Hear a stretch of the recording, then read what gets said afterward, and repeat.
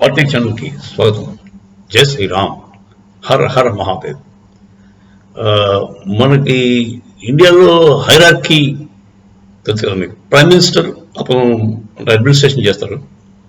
ఆయన తేడాకి పడాలు చేస్తే చెక్ చేయడానికి మీకు కోర్ట్స్ ఉన్నాయి. హైకోర్టు, సుప్రీంకోర్టు దాకా చూసుకోవచ్చు.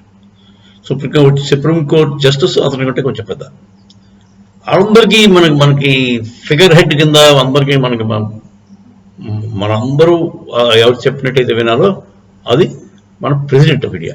ప్రెసిడెంట్ ఆల్మోస్ట్ మన కింగ్ కింద లెక్క, మన రాజు కింద లెక్క. ప్రెసిడెంట్ ఏం చెప్తే అది చేయవలసిన అవసరం ఈ ఇద్దరికే ఉంది, prime minister as well as కోర్టులకి ప్రెసిడెంట్ నువ్వు ఇలా చేయి అలా చేయి అని చెప్పడానికి అధికారం లేదండి. ప్రైమ్ మినిస్టర్ మీద చెప్పచ్చు కానీ ప్రెసిడెంట్ మీద వాళ్ళు ఏం చెప్పలేరు. కాకపోతే ప్రెసిడెంట్కి నార్మల్గా అతను పవర్ వాడ్డాడు. ఆయన సేపు ఫిగర్ హెడ్ కింద ఉంటాడు తప్ప ఎప్పుడూ చాలా సంక్షోభం వస్తే మొత్తం చాలా ఇబ్బంది పడే పరిస్థితి, దేశం అంతా క్లిష్ట పరిస్థితిలో వెళ్ళిపోతుందంటే అతను సొంత డిస్క్రిప్షన్ వాడి ఇంటర్వ్యూని అవుదాం అనుకుంటే, ఏమంటే మధ్యలో కలుగు చేసుకోవాలి అనుకుంటే అప్పుడు అది దిగుతాడు. అప్పటిదాకా తీయడు. కానీ ఇలాంటి పరిస్థితి ఎప్పుడు రాలేదు. ప్రెసిడెంట్ ఇన్వాల్వ్ అవుదాం అనుకున్న పరిస్థితి ఎప్పుడు రాలేదు. కాకపోతే ఈ మధ్య కాలంలో కేరళ గవర్నమెంట్, కమ్యూనిస్ట్ గవర్నమెంట్ ఏం చేసిందంటే 3 యూనివర్సిటీస్కి ఛాన్సలర్స్ ఎప్పుడు కూడా బై డిఫాల్ట్ గవర్నర్. మీకు వైస్ ఛాన్సలర్ తెలుసు కదా. వైస్ ఛాన్సలర్ అంటే యాక్చువల్ మొత్తం యూనివర్సిటీని చూసుకునేది వైస్ ఛాన్సలర్, అడ్మినిస్ట్రేషన్ పార్ట్ అంతా. అంటే మన ప్రైమ్ మినిస్టర్ లాగా, ఇండియాకి ప్రైమ్ మినిస్టర్ లాగా యూనివర్సిటీకి వైస్ ఛాన్సలర్. కాకపోతే ఫిగర్ హెడ్ కింద ఛాన్సలర్ ఉంటాడు. ఛాన్సలర్ ఎవరు? By default governor of the state. Governor of the state chancellor. So అది అంతా అందరికి తెలిసిన విషయమే, ఇప్పటిదాకా నడుస్తున్న విషయం. దానికి ఎవరు ఇప్పటిదాకా అలా ఉండకూడదని కూడా అనలేదు. అన్నా కూడా అది కోర్టులో ఒప్పుకోలే కొన్ని చోట్ల.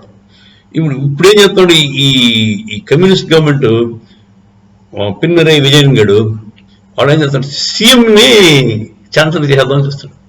అంటే కంట్రోల్తో వాడికి వచ్చేస్తాడు. అప్పుడు వాడు ఇష్టానుసారం మన ఇస్లామిక్ ఎడ్యుకేషన్ చెప్పేసుకుందాం, లేకపోతే కమ్యూనిస్ట్ ఎడ్యుకేషన్ చెప్పేసుకుంటాడు వాళ్ళ యూనివర్సిటీస్లో. సో అలా అని 3 యూనివర్సిటీస్కి ఛాన్సలర్ కింద మేమే ఉంటాం, అంటే మా ఎలక్టెడ్ బాడీసే ఉంటాం అని చెప్పి అని ఒక బిల్ పాస్ చేశారు. ఆ బిల్ అన్కాన్స్టిట్యూషనల్ అని చెప్పేసి గవర్నర్ దాన్ని ఆపేశాడు. బిల్ పాస్ చేసిన తర్వాత సంతకం పెట్టాలి గవర్నర్, లేదా అవును ఫైనల్గా సంతకం పెడితే గవర్నర్ సంతకం పెడితేనే బిల్లు ముందుకెళ్తుంది. సో తన గవర్నర్ గారు ఏం చేశారంటే ఇది అన్కాన్స్టిట్యూషనల్ అని చెప్పేసి రిజెక్ట్ చేశారు. అప్పుడు కోర్టుకి వెళ్ళారు. ఎవరు? పిన్నరి, అదే మన కమ్యూనిస్ట్ పార్టీ కేరళ. కోర్టుకి వెళ్తే సుప్రీంకోర్టుకి వెళ్ళారు. సుప్రీంకోర్టుకి వెళ్ళినప్పుడు కోర్టు వాళ్ళు గవర్నర్ గారు అడిగితే నేను ఆ బిల్లు నేను ప్రెసిడెంట్కి ఇచ్చాను, ఆవిడ ప్రొజల్కి, ఆవిడ చూసి చెప్తాను, president of India will take care అని చెప్పి ఏం చెప్పాడు. అంటే ఇప్పుడు ప్రెసిడెంట్నే క్వశ్చన్ చేయగలరా వీళ్ళు? ఆవిడ పట్టుకు కూర్చుంది, ఆడే మాట్లాడాడు. ప్రెసిడెంట్ ఒక బిల్లు పక్కన పడేసిందంటే అంటే ఆవిడకి ఇష్టం లేదనమాట. రిజెక్టెడ్ అని కూడా చెప్పాల్సిన పని లేదు ఆవిడకి. యాక్సెప్టెడ్ అయితే రాసి పంపించి ఓకే గోహెడ్ అని చెప్పి పంపిస్తారు. రిజెక్ట్ చేయాలంటే ఆవిడ మాట్లాడకుండా పక్కన పడేసిన దాన్ని ఎప్పుడు అడగడానికి లేదండి. President is the supreme leader of India. ఆవిడని క్వశ్చన్ చేసే హక్కు ఎవరికీ లేదు. ఇప్పుడు సుప్రీంకోర్టుకి వచ్చింది. సుప్రీంకోర్టు వాళ్ళు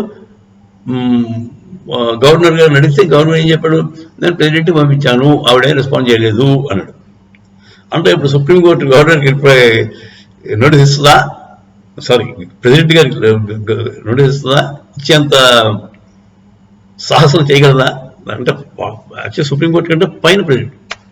సో వాళ్ళు ఓన్లీ రిక్వెస్ట్ చేయగలరు ఏమో తప్ప దే కెనాట్ డిమాండ్.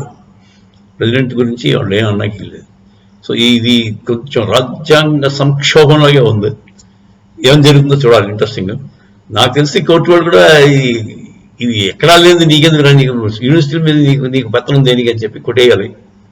కొట్టడం మానేసి ఆ బిల్లు మీద బేసిక్గా పాయింట్ ఆఫ్ లా మీద వస్తుంది. సుప్రీంకోర్టు అంతా కూడా మీకు మెరిట్స్ ఆఫ్ ద కేసులోకి వెళ్ళరు. అంటే మెరిట్స్ ఆఫ్ ద కేసు అంటే అది న్యాయమా అన్యాయమా డిసైడ్ చేయలేడు. ఓన్లీ పాయింట్ ఆఫ్ లా ప్రకారం ఈ యాక్ట్ ప్రకారం కరెక్ట్గా వెళ్తుందా లేదా అంత చూస్తారు. సో పాయింట్ ఆఫ్ లా ప్రకారం గవర్నర్ని అడిగారు, నువ్వు ఎందుకు రిజెక్ట్ చేసావు. వీళ్ళు పడేసిన కేసు ఏంటంటే, మేము ఒక పిటిషన్ మేము ఒక బిల్ పెట్టాం, ఆ బిల్ని గవర్నర్ రిజెక్ట్ చేశాడు. అంతే పెట్టి ఆ బిల్లు నువ్వు ఎందుకు రిజెక్ట్ చేసావు అని అడుగుతాడు. అంతేగాని బిల్లు ఏముంది అని అడగాడు గవర్నర్ గారు. గవర్నర్ గారు అడిగితే అతను ఏం చెప్పి నేను ప్రెసిడెంట్కి పంపించానండి. అలా చేయొచ్చు. గవర్నర్కి ఏదైనా అంటే డౌట్ఫుల్గా అనిపిస్తే, చేయొచ్చా లేదా అని చిన్న అనుమానం అనిపిస్తే 99% గవర్నర్ ఇప్పుడు ఆపడండి బిల్. అతను ఫిగర్ హెడ్ రబ్బర్ స్టాంప్ అంటాడు. గవర్నర్ కూడా పెద్దగా ఇంటర్ఫియర్ అవ్వడం. కాకపోతే అతను బ్లేటెంట్గా కనపడుతుంది తప్పు ఇది. అందుకోసం అతను ఇష్టం లేక ఏం చేయాలంటే ఆపేశాడు బిల్ ముందుకెళ్ళిన వాడు. ఎందుకు నాడు చేస్తున్నా అని చెప్పి వాడు అడిగాడు పిన్నర విజయ్. యాక్చువల్లీ ఒకసారి రిజెక్ట్ చేస్తారండి గవర్నర్, మళ్ళీ ఇంకోసారి అదే బిల్ పెడితే మళ్ళీ ఇంకోసారి రిజెక్ట్ చేస్తే మళ్ళీ పెట్టడానికి కూడా లేదు, మూడోసారి పెట్టడానికి లేదు. రిజెక్ట్ చేయలేదు. రిజెక్ట్ చేయకుండా పట్టు కూర్చుని అతని ఎందుకు చేయట్లేదు ఏదో చెప్పండి అని చెప్తే కోర్టు వాళ్ళు నేను అది ప్రెసిడెంట్ దగ్గర పెట్టాను అన్నాడు. అంటే ఇప్పుడు కోర్టు ఏం చేయాలి? సుప్రీంకోర్టు అయినా ఏం చేయగలదు? ప్రెసిడెంట్ గారు రిక్వెస్టే చేయాలి తప్ప దగ్గర ఇంపోజ్ అని అంటే వాళ్ళు మీరు ఎందుకు చేయట్లేదు అని అడిగే అధికారం సుప్రీంకోర్టుకి లేదు. సో ఇప్పుడు ఏం జరుగుతుందో చాలా ఇంట్రెస్టింగ్గానే ఉంది. ఏం జరుగుతుందో చూడాల్సిన అవసరం ఎంతైనా ఉంది. జై శ్రీరామ్, హర హర మహాదేవ్.